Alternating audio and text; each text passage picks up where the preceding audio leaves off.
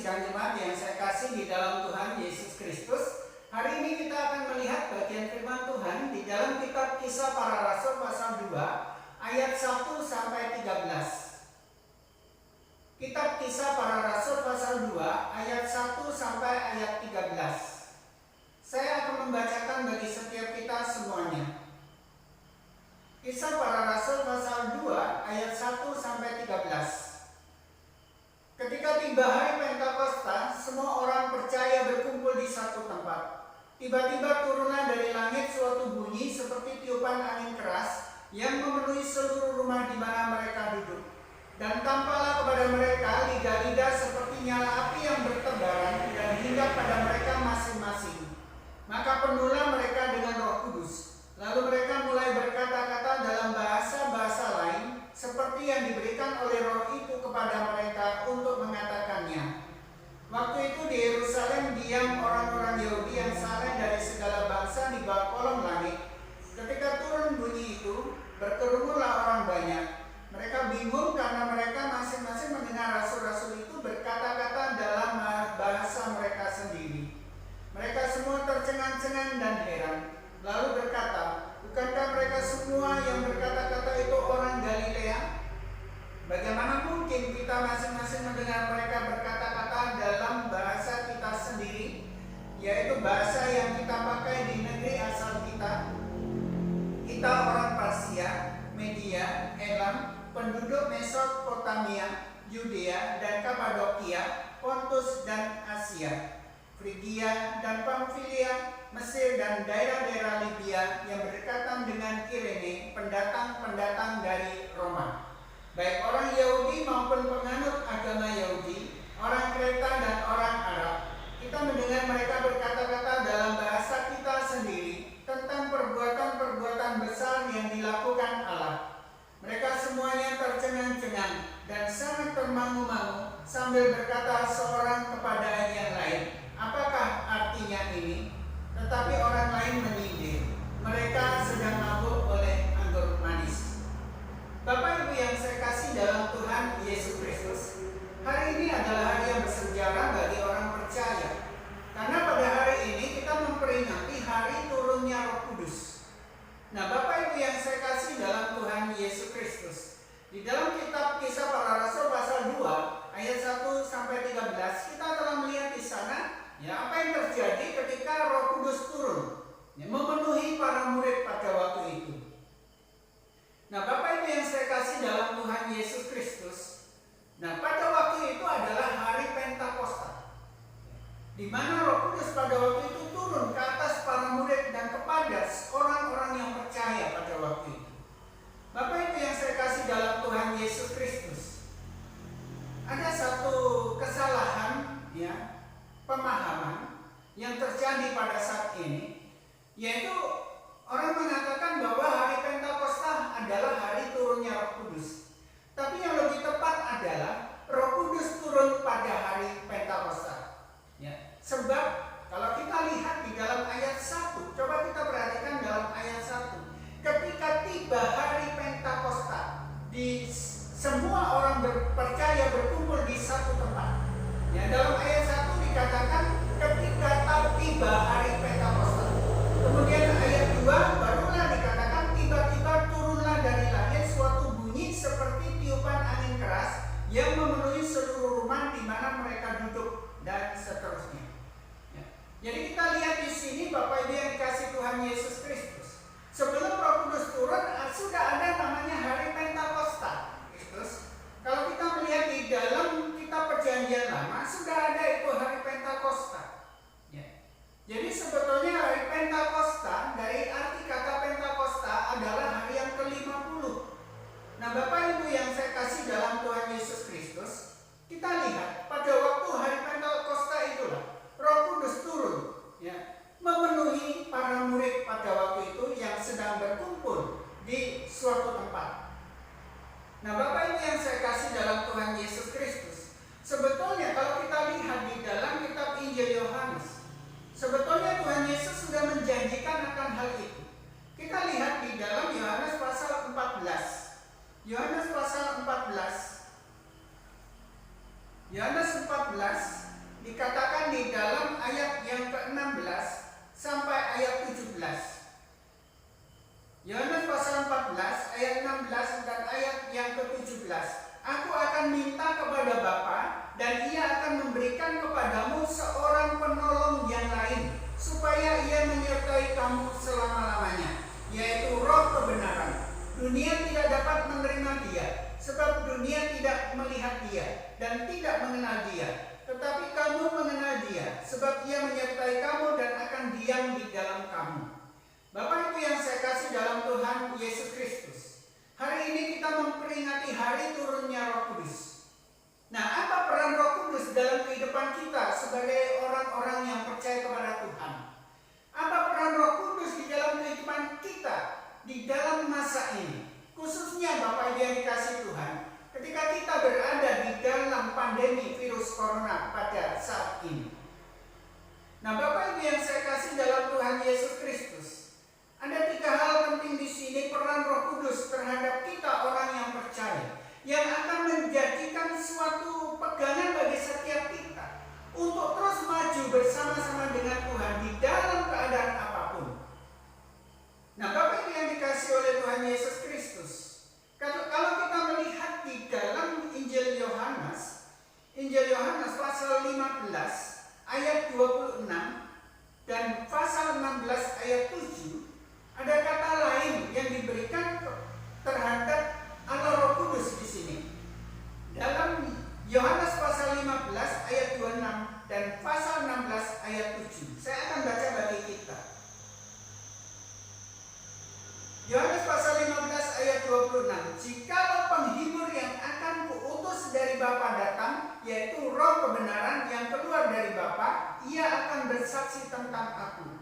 Pasal 16 ayat yang ke-7. Namun benar yang kukatakan ini kepadamu adalah lebih berguna bagi kamu jika aku pergi. Sebab jikalau aku tidak pergi, penghibur itu tidak akan datang kepadamu. Tetapi jikalau aku pergi, aku akan mengutus dia kepadamu. Nah, Bapak Ibu yang dikasih Tuhan, pertama kita lihat di sini, ya, Roh Kudus disebut Roh penghibur. Mengapa disebut Roh penghibur? Sebab pekerjaannya, perannya di dalam kehidupan orang yang percaya dalam dunia ini adalah menghibur setiap orang yang percaya, menghibur saudara dan saya, menghibur semua orang yang percaya kepada Tuhan Yesus. Bapak Ibu yang dikasih oleh Tuhan Yesus Kristus, hidup di dunia ini tidak mudah, ya. Karena kita mengalami berbagai pergumulan, tantangan, permasalahan dalam hidup ini. Apalagi di dalam beberapa bulan ini kita sudah masuk di dalam suatu masa di mana ada kesulitan yang terjadi, bukan hanya di negara kita tetapi di seluruh dunia, di mana banyak bangsa-bangsa yang mengalami kesulitan akibat pandemi dari virus corona ini, ya. Nah, Bapak Ibu yang dikasih oleh Tuhan Yesus Kristus, banyak orang putus asa, banyak orang merasa ketakutan, banyak orang merasa tidak tahu apa yang terjadi di masa yang akan datang. Tetapi Bapak Ibu yang dikasih Tuhan, ketahuilah bahwa Roh Kudus yang disebut Roh penghibur itu akan menghibur setiap orang yang percaya, akan menghibur setiap anak-anak Tuhan di dalam kehidupan di dunia ini, di dalam menjalani berbagai kehidupan di dalam dunia ini. Nah, Bapak Ibu yang saya kasih dalam Tuhan Yesus Kristus, oleh sebab itu, marilah kita sebagai anak-anak Tuhan, mari kita terus bersemangat di dalam ikut Tuhan. Walaupun menghadapi berbagai tantangan dalam hidup ini, kesulitan dalam hidup ini, mari kita terus berjalan bersama dengan Tuhan. Sebab Dia akan menghiburkan setiap kita semuanya. Dikala kita menghadapi suatu keputusasaan, dikala kita menghadapi suatu ketakutan, dikala kita menghadapi jalan buntu dalam kehidupan ini, Dia akan menghiburkan setiap kita semuanya.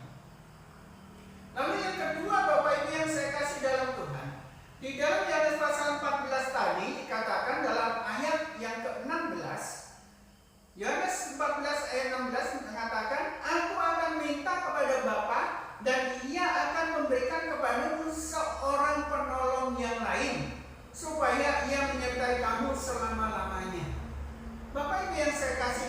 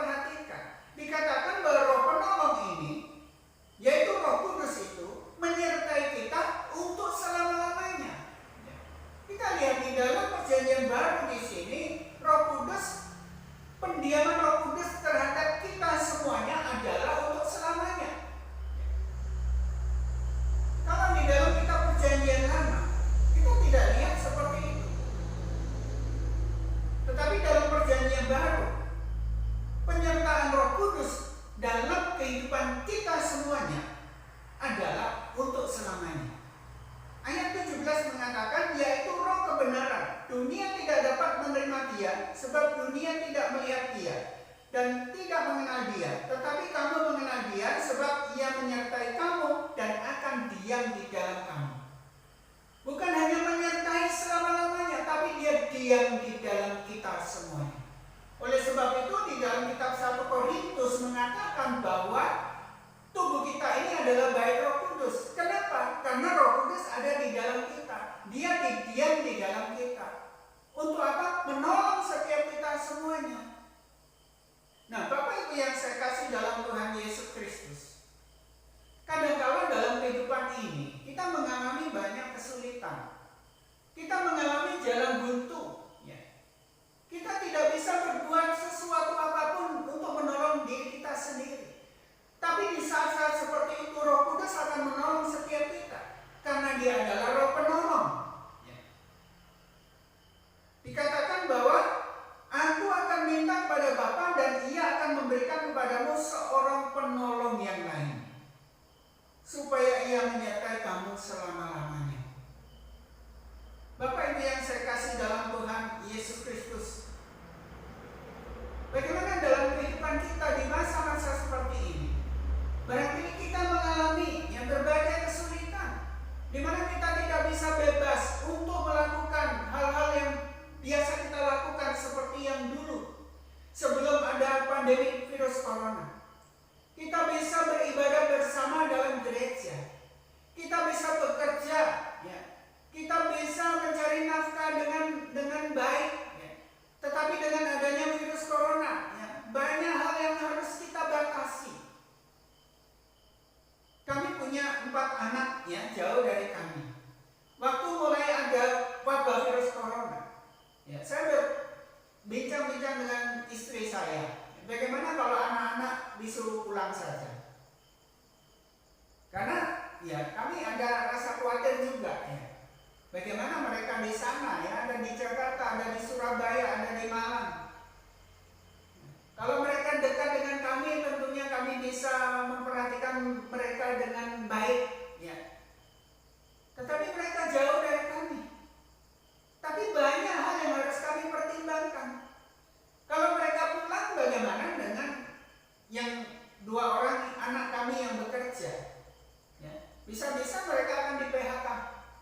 Ya. Lalu bagaimana dengan yang mau melanjutkan kuliah? Wah, sulit sekali bagi kami. Nah, Bapak Ibu yang saya kasih dalam Tuhan Yesus Kristus, tetapi akhirnya melalui firman Tuhan ini kami tahu bahwa Roh Kudus adalah Roh penolong. Dia akan menolong setiap anak-anak kami yang jauh dari tempat ini. Roh Kudus akan menolong dan melindungi mereka semuanya dari segala mara bahaya. Bapak Ibu yang saya kasih dalam Tuhan Yesus Kristus, saya tahu di antara jemaat-jemaat semua di tempat ini ada anak-anaknya yang jauh dari tempat ini, harus bekerja di Jakarta, harus sekolah, harus kuliah di sana. Ada yang di Bali, ada yang di Malang, ya. Ada yang di Jakarta, bahkan ada yang di luar negeri. Bagaimana kita semuanya? Apakah kita merasa khawatir dengan anak-anak kita? Ya, kekhawatiran itu yang merupakan hal yang manusiawi. Tetapi ingatlah bahwa Roh Kudus adalah Roh penolong. Roh Kudus akan menolong mereka semuanya. Roh Kudus akan melindungi mereka semuanya. Oleh sebab itu kita bersyukur kepada Tuhan, karena Roh Kudus mendiami setiap kita orang yang percaya, setiap anak-anaknya. Dan dia siap untuk menolong setiap kita yang menghadapi berbagai kesulitan di dunia ini. Dalam Yohanes pasal 16 ayat 33 dikatakan, semuanya itu kukatakan kepadamu supaya kamu beroleh damai sejahtera dalam aku. Dalam dunia kamu menderita penganiayaan, tetapi kuatkanlah hatimu, aku telah mengalahkan dunia. Bapak Ibu yang saya kasih dalam Tuhan Yesus Kristus, oleh sebab itu jangan takut kita menghadapi berbagai kesulitan dalam dunia ini, karena Roh Kudus akan menolong setiap kita. Kemudian yang ketiga, Bapak Ibu yang dikasih tugas kita, peran kita di dalam hidup ini, di dalam dunia ini, yaitu untuk bersaksi, memberitakan Injil. Yang ketiga adalah Roh Kudus akan memberi keberanian kepada setiap kita semuanya. Nah, Bapak Ibu yang saya kasih dalam Tuhan Yesus Kristus, keberanian untuk apa? Keberanian untuk bersaksi, keberanian untuk menceritakan tentang Kristus, perbuatan-perbuatan Allah yang menyelamatkan kita. Coba kita lihat kembali di dalam Kisah Para Rasul tadi, pasal yang kedua. Kisah Para Rasul pasal 2 tadi,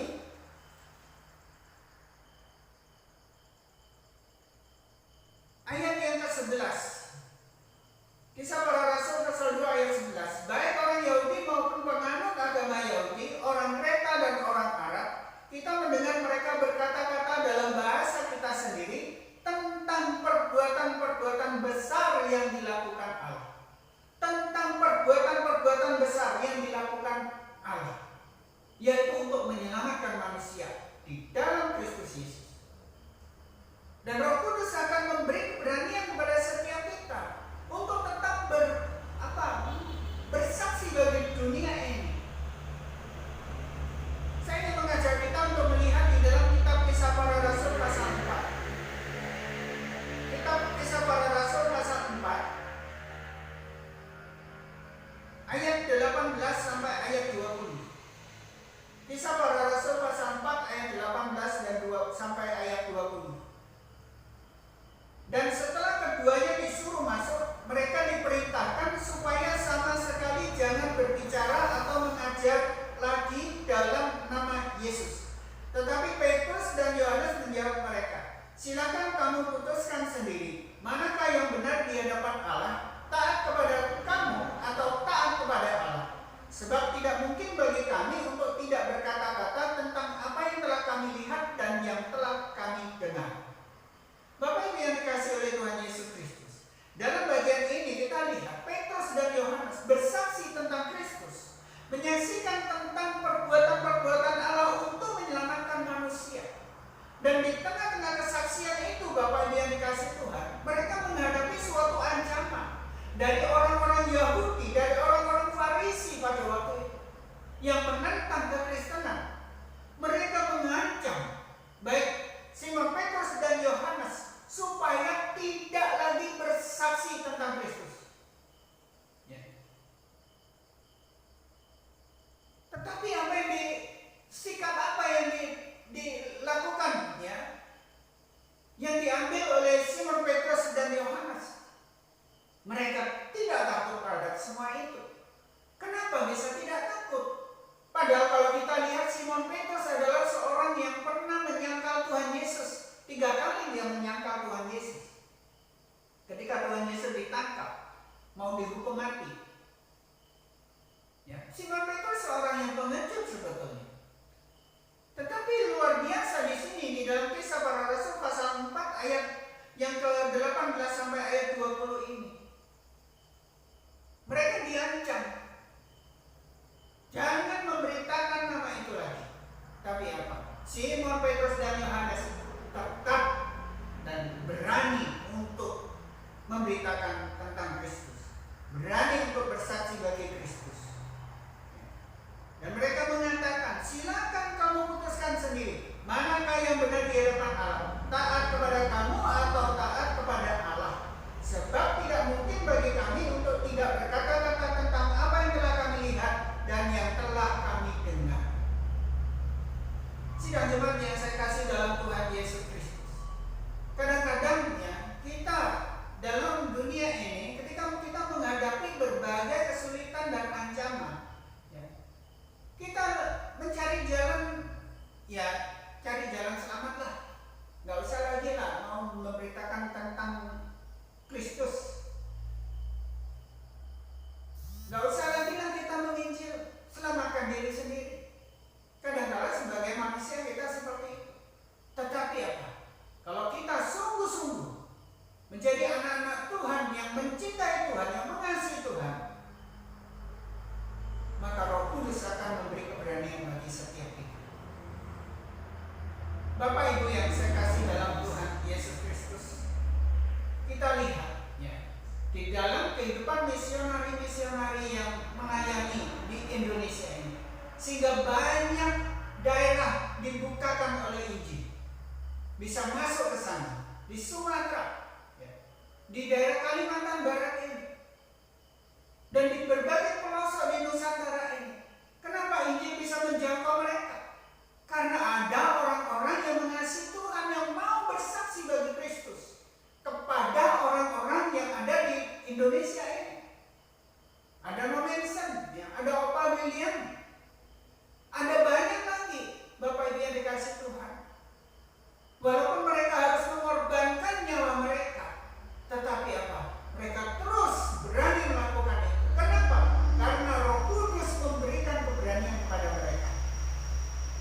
Bapak Ibu yang saya kasih dalam Tuhan Yesus Kristus, dulu ketika saya pertama kali ketika ada di dalam pendidikan teologi ya, ada satu tugas pada waktu itu untuk apa? Bersaksi, untuk memberitakan Injil. Pertama kali saya memberitakan Injil, ya, rasanya bingung mau ngomong apa saya ini. Ya, rasanya gemetar saya.